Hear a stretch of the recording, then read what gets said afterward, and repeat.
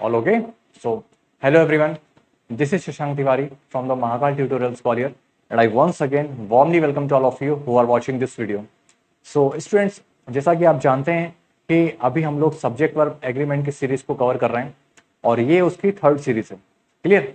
इसके प्रीवियस वाले 2 लेक्चर जिसने भी नहीं देखे हैं तो पहले आप उनको जरूर देखें, बिकॉज अगर आपने वो नहीं देखे हैं तो ये वाला पोर्शन जो आज हम कवर करने वाले हैं उसको समझना थोड़ा सा डिफिकल्ट हो जाएगा आपके लिए. आ तो जाएगा समझ में, बट थोड़ा सा डिफिकल्ट हो जाएगा बिकॉज हम लोग बैच 75 सीरीज को कवर कर रहे हैं.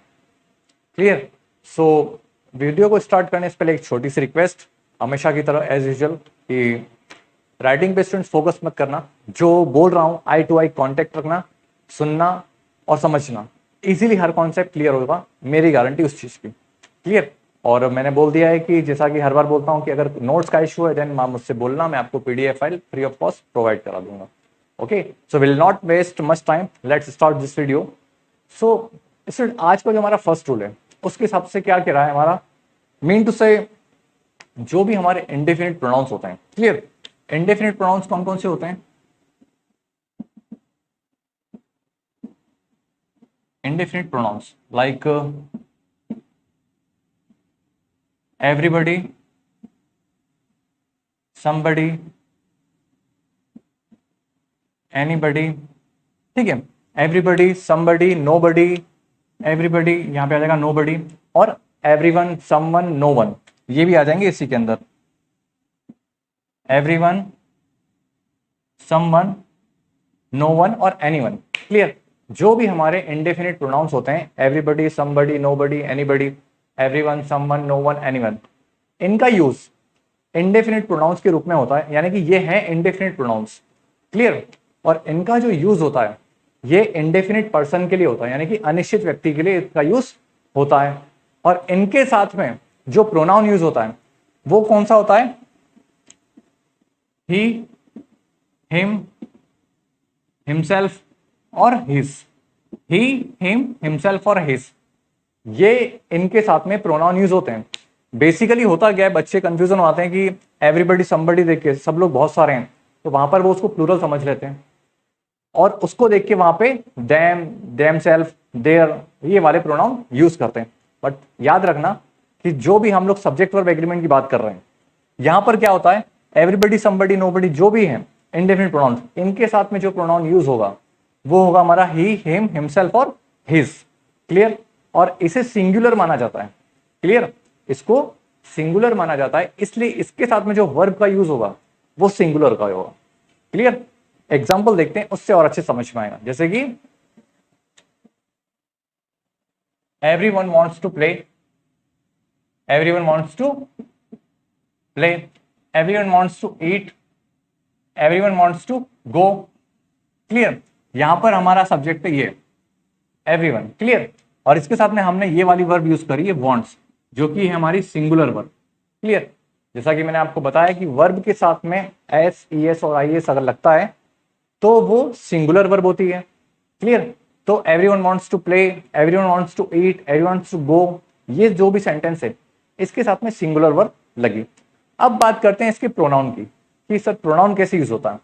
तो अभी लेटेस्ट में हमारी कोविड-19 का इश्यू चल रहा है तो उसी को लेके हम लोग एग्जांपल बनाते हैं. लाइक इसको पहले इरेज कर लेते हैं थोड़ा सा. सो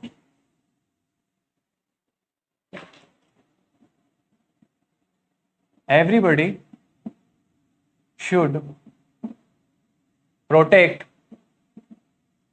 himself from covid. Clear? Everybody should protect himself और हिज कोविड-19. तो यहां पर जो यूज प्रोनाउन करा है हमने हिम, हिमसेल्फ और हिज.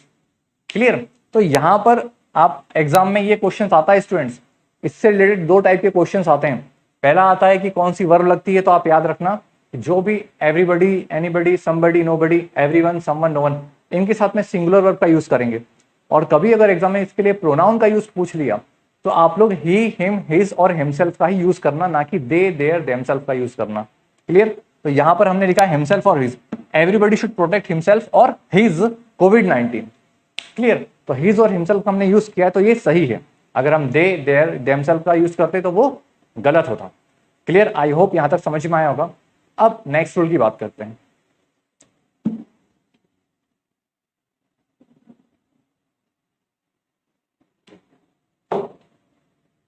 सो स्टूडेंट्स, ऐसे ही जैसे ये जो इंडेफिनिट प्रोनाउंस है, ऐसे ही एवरीथिंग, समथिंग, नथिंग और एनीथिंग, ये भी इंडेफिनिट प्रोनाउन ही है। लेकिन दोनों में क्या डिफरेंस है वो बात करते हैं पहले। एवरीथिंग, समथिंग, एनीथिंग और नथिंग, ये चार चीजों के बारे में बात कर रहे हैं। क्लियर, तो इनका यूज होता है स्टूडेंट्स थिंग्स के लिए, चीजों के लिए। क्लियर, और वो जो थे एवरीबडी, समबडी, नोबडी, एनीवन वगैरह, उनका यूज होता है पर्संस के लिए। ये डिफरेंस है दोनों में। आल्दो वो भी इंडेफिनिट प्रोनाउन था, ये भी इंडेफिनिट प्रोनाउन है, लेकिन बस दोनों में ये डिफरेंस है कि वो पर्संस के लिए यूज होता है और ये थिंग्स के लिए यूज होता है। अब एग्जाम्पल बात करते हैं इसके। एक चीज और, इसके साथ में जो प्रोनाउन लगता है वो होता है इट और इट्स और इटसेल्फ। क्लियर, इट, इट्स और इटसेल्फ, ये है इनके साथ में यूज होने वाले प्रोनाउन, और इनको भी सिंगुलर माना जाता है। और इसके साथ में जो वर्ब यूज होती है वो भी स्टूडेंट्स सिंगुलर ही होती है। सेम एज इट इज है, जस्ट प्रीवियस वाले जैसा, कोई डिफरेंस नहीं है दोनों के बीच में। बट डिफरेंस है तो वो जो है वो पर्सन के लिए यूज होता है और ये जो है वो थिंग्स के लिए यूज होता है। आई होप समझ में आया होगा। तो एग्जाम्पल में ले लेते हैं, एवरीथिंग लुक्स ब्यूटीफुल। ठीक है, एवरीथिंग लुक्स ब्यूटीफुल, और आगे इसी के आगे प्रोनाउन लगाना है तो इटसेल्फ लगा दो। Everything looks beautiful itself. ठीक है, everything looks bad, everything looks good. तो जो लुक्स है ये स्टूडेंट्स क्या है, हमारी सिंगुलर वर्ब, और एवरीथिंग जो है मैंने आपको बताया ये हमारा इंडेफिनिट प्रोनाउन है। और जब इनका यूज सेंटेंस के सब्जेक्ट के रूप में हो रहा है तो वहां पर हमने सिंगुलर वर्ब लगा दी। क्लियर है, आई होप समझ में आया होगा। फिर सुन लो एक बार कि एवरीथिंग, नथिंग और एनीथिंग, इनके साथ में जो वर्ब यूज होगी वो हमेशा सिंगुलर यूज होगी। जो प्रोनाउन यूज होगा वो इट, इट्स और इटसेल्फ का यूज होगा। क्लियर है, दोनों में कहीं भी कंफ्यूज मत होना। दोनों में बेसिक डिफरेंस यही है कि वो पर्सन के लिए यूज होता है और ये थिंग्स के लिए होते हैं। नेक्स्ट रूल की बात करते हैं।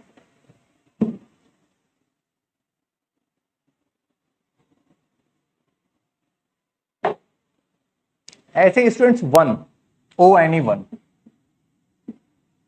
क्लियर, वन भी जो है इसके साथ में भी हम लोग सिंगुलर वर्ब का यूज करते हैं। क्लियर, जैसे कि एग्जांपल लेते हैं, वन इज ऑनेस्ट। ठीक है, और one is dishonest, one is beautiful, one is अगली, कुछ भी लगा दो। तो ये जो वन है इसके साथ में जो वर्ब यूज हो रही है स्टूडेंट्स वो हो रही है सिंगुलर वर्ब। क्लियर है, आई होप समझ में आया होगा। और वन शुड, इसके साथ में जो प्रोनाउन यूज होता है वो वन सेल्फ का होता है। जैसे कि one should love one's country. ठीक है, one should love one's country, तो ये जो प्रोनाउन है ओ एनी वंस, ये इसके साथ में प्रोनाउन यूज होता है। क्लियर, आपको ये चीज याद रखनी है, one should love one's country, one is dishonest, one is honest, one is bad, one is ugly, beautiful, कुछ भी लगा देना। वन के साथ में जो हमारी वर्ब यूज होगी वो सिंगुलर वर्ब का ही यूज इसमें होगा। आई होप यहां तक आपको समझ में आया होगा। आगे बात करते हैं। ऑलराइट स्टूडेंट्स, तो अब हम नेक्स्ट रूल की बात करते हैं। नेक्स्ट रूल क्या कहता है? तो नेक्स्ट रूल के हिसाब से students, a number of, a large number of, a great number of और अ लार्ज नंबर्स ऑफ, यानी कि इनका यूज इंडेफिनिट नंबर के सेंस में होता है, अनिश्चित संख्या के लिए इनका यूज होता है। क्लियर, और इनके साथ में कौन सी वर्ब लगती है उसके बारे में बात करते हैं। तो पहले इसको देखते हैं क्या होता है। तो अ number of, a large number of, a great number of और लार्ज नंबर्स ऑफ, ये नंबर से स्टूडेंट्स और बाकी सब नंबर है। तो जहां पर भी ये चारों की बात होती है तो इनका यूज इंडेफिनिट नंबर्स के यानी कि अनिश्चित संख्या के सेंस में इसका यूज होता है। और इसके बाद में हमेशा प्लूरल नाउन आएगी। क्लियर, ये याद रखना, इसके बाद में ये मैंडेटरी है कि इसके बाद में प्लूरल नाउन आना ही है। और उसके बाद में जो वर्ब यूज होती है वो होती है स्टूडेंट्स प्लूरल वर्ब। क्लियर, एक बार फिर से रूल को समझो, उसके बाद एग्जाम्पल के बारे में बात करते हैं। जहां पर भी सेंटेंस में अ number of, a large number of, a great number of और लार्ज नंबर्स ऑफ आता है, उसके बाद में हमेशा प्लूरल नाउन ही आएगा और उसके साथ में जो वर्ब यूज होगी वो हमेशा प्लूरल वर्ब ही यूज होगी। एग्जांपल देखते हैं, जैसे कि a number of boys are playing. Clear, a number of, ये हमारे रूल्स के हिसाब से आ गया स्टार्टिंग में। उसके बाद में जो बॉयज है ये क्या है स्टूडेंट्स, प्लूरल नाउन। और जो वर्ब हमने यूज करी है स्टूडेंट्स वो कौन सी यूज करी है, प्लूरल वर्ब। जो आर है हमारी ये प्लूरल वर्ब है। क्लियर, एक और एग्जांपल लेते हैं, जैसे कि a number of girls were there. Clear, a number of girls were there, यहां पर अ नंबर ऑफ आ गया हमारे सेंटेंस के हिसाब से और उसके बाद में ये जो गर्ल्स है ये क्या हो गया स्टूडेंट्स, प्लूरल नाउन। और उसके बाद में जो वर्ड यूज हुई है वो क्या है हमारी, प्लूरल वर्ब। क्लियर, वॉज और वर्ब में वॉज सिंगुलर वर्ब है और वर्ब जो है वो प्लूरल वर्ब है, तो आपको याद रखना है। तो सेंटेंस में कहीं भी अगर स्टार्टिंग में 4 वर्ड आ रहे हैं तो उसके बाद में मैंडेटरी है कि वो उसके बाद में प्लूरल नाउन ही आएगा और जो वर्ब कैरी करेगा वो भी स्टूडेंट्स प्लूरल वर्ब ही होगी। क्लियर है, और इसका जो यूज होता है वो इंडेफिनिट नंबर्स के लिए सेंस में होता है, यानी कि अनिश्चित संख्या को बताने के लिए होता है। क्लियर, क्योंकि वहां पता नहीं कितने लड़के या कितनी लड़कियां खेल रहे हैं, पढ़ रहे हैं। क्लियर, नेक्स्ट रूल की बात करते हैं। लेकिन सपोज करो यहां पर तो थी बात अ नंबर ऑफ की, लेकिन अगर इसके आगे द नंबर ऑफ लिखा होता तब क्या होता। सो हियर इज जस्ट, सो इसको पहले रफ कर लेते हैं।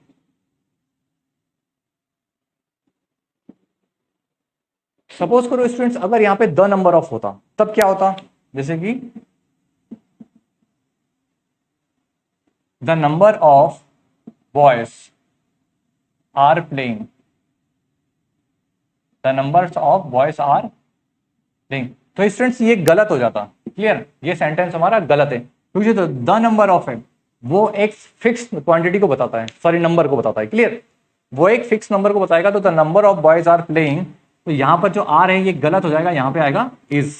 क्लियर, ऐसे ही अगर होता है दूसरा example, the number of girls is 30 40 50 कुछ भी, तो वहां पर स्टूडेंट्स इज आता, क्योंकि जो द लग जाता है वहां पे वो एक निश्चित संख्या को बताने के लिए यूज होता है। क्लियर, तो अ number of, a large number of अगर आएगा तो आप वहां पे प्लूरल वर्ब कैरी करना, और द नंबर ऑफ जब आएगा तो उसके बाद में हमेशा सिंगुलर वर्ब आप कैरी करेंगे। आई होप ये समझ में आया होगा। नेक्स्ट रूल की बात करते हैं। ऑलराइट स्टूडेंट्स, तो अब नेक्स्ट रूल की बात करते हैं। नेक्स्ट रूल हमारा क्या कहता है, अभी हमने बात करी थी अ number of, a great number of. ठीक है, इनका यूज कब होता है, इंडेफिनिट नंबर को शो करने के लिए। क्लियर, वो थी बात नंबर की। अब जो बात कर रहे हैं उससे हमें क्वांटिटी के बारे में पता चलेगा। क्लियर, जैसे कि the amount of, a large amount of, a great deal of, a good deal of, ये वाले वर्ड्स। जैसे कि एग्जाम्पल से पहले समझ लेते हैं, रूल को समझ लेते हैं, उसके बाद एग्जाम्पल के बारे में बात करेंगे। The amount of, a large amount of, a great deal of, a good deal of. Clear, the amount of, a large amount of, a great deal of और a good deal of। इनके बाद में अगर कोई singular uncountable noun आए, singular uncountable noun यानी कि water, salt, sugar, ठीक है, मनी, कुछ भी आए, सिंगुलर अनकाउंटेबल नाउन आएगा तो वो स्टूडेंट्स हमेशा सिंगुलर वर्ब को कैरी करेगा। क्लियर, जैसे कि एग्जांपल लेते हैं, the amount of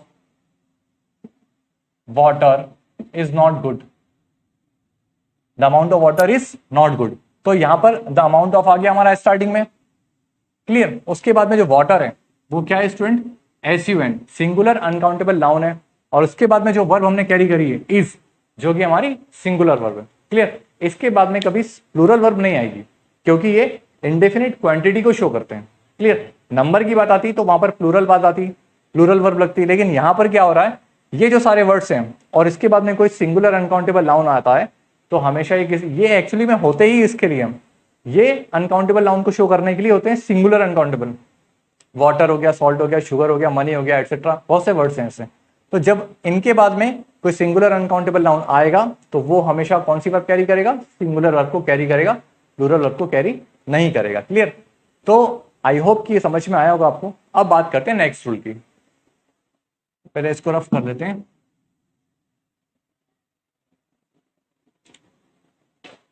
alright students, तो अब सबसे इंटरेस्टिंग चीज जो स्पीकिंग में सबसे ज़्यादा काम में आती है और इसके साथ में एग्जाम्स में क्वेश्चंस बहुत अच्छे आते हैं, जहां पर बच्चों को बहुत कंफ्यूजन होता है कि कौन सी वर्ब कैरी करें। तो तीनों पर्सन की पहले बात करते हैं। पहले समझ लो कि तीनों पर्सन होते कौन से। सबको पता होगा मोस्टली कि फर्स्ट पर्सन, सेकेंड पर्सन और third person. Clear. First person कौन होता है, यानी कि मैं, आई। जो बोल रहा है, बोलने वाला जो होता है स्टूडेंट्स, वो होता है फर्स्ट पर्सन। क्लियर। जो सेकेंड पर्सन होता है, यू। क्लियर। जिससे बोल रहा होता है वो होता है सेकेंड पर्सन। और थर्ड पर्सन कौन सा होता है स्टूडेंट्स, जैसे कि ही हो गया, शी हो गया, कोई भी, यानी कि जिसके बारे में हम लोग बात कर रहे हैं। क्लियर। पहले ये समझो, फर्स्ट पर्सन, सेकेंड पर्सन और थर्ड पर्सन, ये तीनों होते कौन है। First person is the person who is speaking, जो बोल रहा है, और सेकेंड पर्सन जिससे वो बोल रहा है, और थर्ड पर्सन जिसके बारे में वो बोल रहा है। आई होप यहां तक समझ में आया। अब इसके आगे बात करते हैं। तो तीनों पर्सन के प्रोनाउन जब किसी सेंटेंस में सब्जेक्ट के रूप में यूज होते हैं तो वो हमेशा प्लूरल वर्ब कैरी करते हैं, लेकिन उसकी जो सीक्वेंस होती है लगाने की, वहां पर बच्चे सबसे ज्यादा कंफ्यूज होते हैं। क्लियर। पहली चीज समझ लो कि इनकी सीक्वेंस की और इनकी वर्ब की बात करेंगे कि कैसे इनकी सीक्वेंस लगती है और कैसे इनके साथ में वर्ब पुट होती है। तो सीक्वेंस देख लो, जब भी तीनों वर्ब, जो तीनों पर्सन के प्रोनाउन का यूज एक सेंटेंस के सब्जेक्ट के रूप में होता है, तो गुड सेंस और बैड सेंस, यहां पर ये दो चीज बहुत काम में आने वाली है। Good sense and bad sense. Good sense और बैड सेंस क्या होता है ये भी बताऊंगा मैं आपको। गुड सेंस यानी कि जो नॉर्मल अच्छी बातें होती हैं, हम खेल रहे हैं, पढ़ रहे हैं, सो रहे हैं, जा रहे हैं। क्लियर। यानी कि ऐसी वाली जिससे हमें किसी प्रकार का नुकसान नहीं हो रहा है। कोई भी ऐसा इवेंट या कोई भी ऐसी घटना या फिर कोई भी ऐसा काम जिसकी वजह से हमें किसी प्रकार का नुकसान नहीं हो रहा है, या फिर हमारा नाम उस इवेंट में नहीं आ रहा है, किसी प्रकार की घटना में या एक्सीडेंट में, वो होते हैं students good sense. Bad sense वो होते हैं जहां पर हम गिल्ट में, किसी काम को करने में हम गिल्ट में, या फिर हमने चीटिंग करी है एग्जाम में, वहां पर होता है बैड सेंस। तो ये दो सेंस ही काम में आएंगे, यानी कि इन तीनों पर्सन को सीक्वेंस में लगाने में। कैसे, वो देखना। जैसे कि you, he and I playing. Clear. You, he and I. अब यहां पर क्या हो रहा है, प्लेइंग। अब हमें एग्जाम में दे दी, इसमें तीन वर्ब इज आ रहे हैं, इज, आर और एम, कि इसमें हमें कौन सी वर्ब पुट करना है। तो मोस्टली बच्चे एग्जाम में ये करके आते हैं कि आई को देखा नहीं उन्होंने और आई के साथ में एम लगा दिया। क्लियर। तो एक स्टूडेंट ऐसे एग्जाम में गलत हो जाएगा। क्लियर है। आई को देखने के बाद आई लगता है एम, आई के साथ में एम लगता है, प्रेजेंट कंटिन्यूस टेंस में करेक्ट है वो, I am playing, I am going. But यहां पर क्या बात हो रही है, सब्जेक्ट वर्ब एग्रीमेंट की। और जब इनकी बात होती है, यानी कि तीनों पर्सन के प्रोनाउन का जब यूज होता है, तो गुड सेंस में क्या करते हैं, सबसे पहले सेकेंड पर्सन आता है। क्लियर। उसके बाद में थर्ड पर्सन और उसके बाद में फर्स्ट पर्सन। क्लियर। तो यू, ही एंड आई, यहां पर एम नहीं आएगा, आर आएगा। क्लियर। इस तो बेसिकली आ ही नहीं सकता क्योंकि इस जो हमारी सिंगुलर वर्ब है और यहाँ पे ऑलरेडी तीन तीन पर्सन दिख रहे हैं, इसलिए सिंगुलर वर्ब तो कैरी करेगा नहीं वो। तो यहाँ पर कौन सी वर्ब आएगी स्टूडेंट्स, प्लूरल आएगी, लेकिन यहाँ पे आई के साथ में एम नहीं आएगा, आर आएगा। आई होप समझ में आया होगा। अब सपोज करो कि यहां पर केवल दो ही पर्सन है, आई हटा दो। क्लियर। तो भी क्या होता है, यू एंड ही, तो भी सबसे पहले कौन सा आता है स्टूडेंट्स, सेकेंड पर्सन और उसके बाद में थर्ड पर्सन। ये हो रही है स्टूडेंट्स हमारी किसकी बात, ये हो रही गुड सेंस की। क्लियर। अच्छे सेंस में हमेशा सेकेंड पर्सन को आगे रखो और हमेशा यहां पर आई लिखा था जो फर्स्ट पर्सन है। अब इसको याद कैसे करना है उसकी ट्रिक भी मैं आपको आगे बताऊंगा। इसको पहले थोड़ा सा रफ कर लेते हैं। सो स्टूडेंट्स, अब हम बात कर रहे हैं कि गुड सेंस और बैड सेंस को समझा कैसे जाए। मेन टू से जब हम तीनों पर्सन के प्रोनाउन को सीक्वेंस में लगाने जाएंगे तो गुड सेंस और बैड सेंस ही काम में आएंगे। तो गुड सेंस से आप ये समझो कि एक जो अच्छा नागरिक होता है, यानी कि बेसिकली जो ईमानदार व्यक्ति होता है, उसको सिर्फ अपने काम से मतलब होता है, चाहे नाम किसी का भी हो, उसे उससे मतलब नहीं है। क्लियर। तो हमेशा वो अपने आप को पीछे रखता है। तो गुड सेंस में हमेशा आप पीछे आ जाओ, यानी कि अपना कर्म कर दो, फल की इच्छा मत रखो। और बैड सेंस में यानी कि जब भी आपके परिवार के ऊपर या आपके दोस्तों के ऊपर या किसी के ऊपर आंच आ रही है तो आप हमेशा अपने आप को आगे रखो। क्लियर। तो बैड सेंस में यानी कि बैड सेंस का मतलब ये कि जब भी मुसीबत आएगी तो हम आगे खड़े हो जाएंगे, तो वहां पर फर्स्ट पर्सन को पहले लगा देना, और से गुड सेंस की, यानी कि अच्छे काम हो रहे होंगे तो हम सबसे लास्ट में प्रसाद खाने आएंगे भैया। क्लियर? तो ऐसे कोरिलेट कर लेना, निमोनिज्म बना लेना। तो अब बैड सेंस का एग्जांपल लेते हैं, उससे और अच्छे से क्लियर होगा। जैसे कि I and you are guilty. Clear? तो यहां पर हमने आई जो था फर्स्ट पर्सन और सेकेंड, यहां पर हमने दो ही पर्सन लिए, आई एंड यू आर गिल्टी। तो यहां पर जो वर्ब लगी स्टूडेंट्स वो कौन सी लगा दी हमने? Plural verb. आई होप समझ में आया होगा। अब अगर तीनों पर्सन के प्रोनाउन लेते हैं तो आता I, you and he are guilty. Clear? तो फर्स्ट पर्सन आ गया, फिर सेकेंड पर्सन आ गया और फिर थर्ड पर्सन। तो दोनों पर्सन भी ले लिए हमने और तीनों पर्सन भी, और वर्ब इसके साथ में हमेशा स्टूडेंट्स प्लूरल लगेगी। आई होप कि ये कॉन्सेप्ट आपके समझ में आया होगा कि तीनों पर्सन के जो प्रोनाउन है उनको सीक्वेंस में कैसे लगाया जाए, और उसके साथ में जो वर्ब लगती है वो हमेशा प्लूरल लगती है, ना कि फिल इन द ब्लैंक्स के पहले वाले सब्जेक्ट के हिसाब से। यानी कि सपोज हमने पहले वाले एग्जाम्पल में आई आया था तो बच्चे आई के साथ में वॉज या एम कर देते हैं, बट वहां पर कौन सी वर्ब आनी चाहिए थी? प्लूरल, और प्लूरल ही आती है। क्लियर? तो अब नेक्स्ट रूल की बात करते हैं।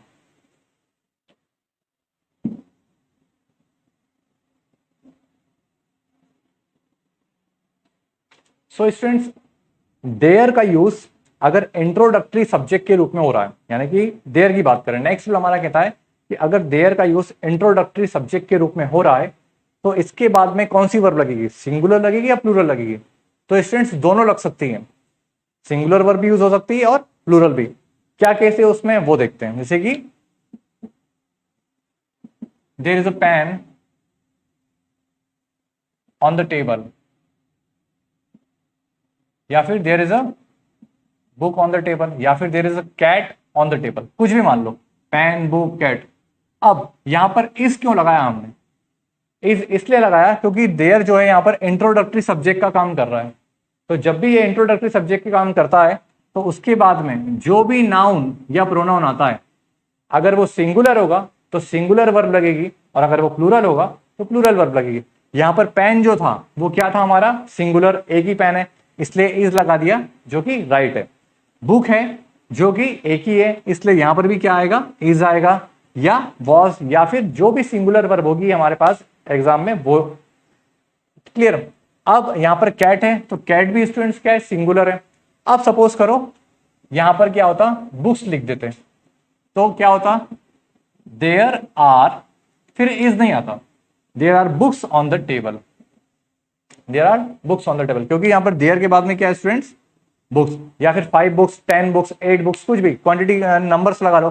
There are 5 books on the table, there are 8 books on the table. ऐसे ही यहां पर अगर 5 पेन्स कर देते हैं, देयर आर, तो यहां पर फिर इज नहीं आता, यहां पर आता आर। आई होप समझ में आया होगा। बट अभी कहानी इसकी यहां खत्म नहीं हुई है, अभी थोड़ी और बात करेंगे। अब देयर के बाद में अगर कोई प्लूरल नाउन आ रहा है और उससे अगर कोई फिक्स यूनिट पता चल रही है, यानी कि certain unit, certain amount, certain height, वहां पर स्टूडेंट्स क्या होता है? सिंगुलर वर्ब भी आती है। क्लियर? सर्टेन यूनिट यानी कि एक निश्चित यूनिट बता रही है, सर्टेन अमाउंट, सर्टेन ऑर्डर, या फिर सर्टेन हाइट, कुछ भी फिक्स चीज अगर आ रही है देयर के बाद में, भले ही प्लूरल नाउन क्यों ना हो, तो भी सिंगुलर वर्ब कैरी करेगा। एग्जाम्पल लेते हैं, जैसे कि there is only 80 kilometres to go, there is only 80 kilometres to Delhi, या फिर गो, कुछ भी लगा दो। तो यहां पर क्या लिखा है? देयर इज लगा है 80 किलोमीटर। बेसिकली क्या होता है, बच्चों को लगता है कि 80 किलोमीटर से प्लूरल है 80 नंबर्स में, बट यहां पर 80 किलोमीटर जो है वो एक सर्टेन यूनिट, सर्टेन नंबर है, इसलिए हमने क्या लगाया? यहां पर इज लगाया। अगर आर लगाते या फिर प्लूरल वर्ब लगाते तो गलत हो जाता। फिर सुन लो एक बात, देयर के बाद में जो नाउन होगा उसके हिसाब से वर्ब लगती है।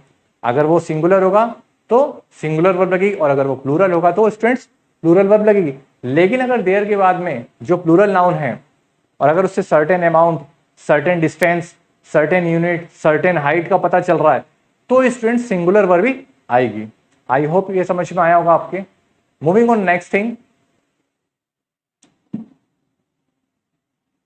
सो स्टूडेंट्स, अब बात करते हैं दो सब्जेक्ट, हमारे दो सब्जेक्ट अगर एज वेल एज के साथ में जुड़े हुए हो, जैसे कि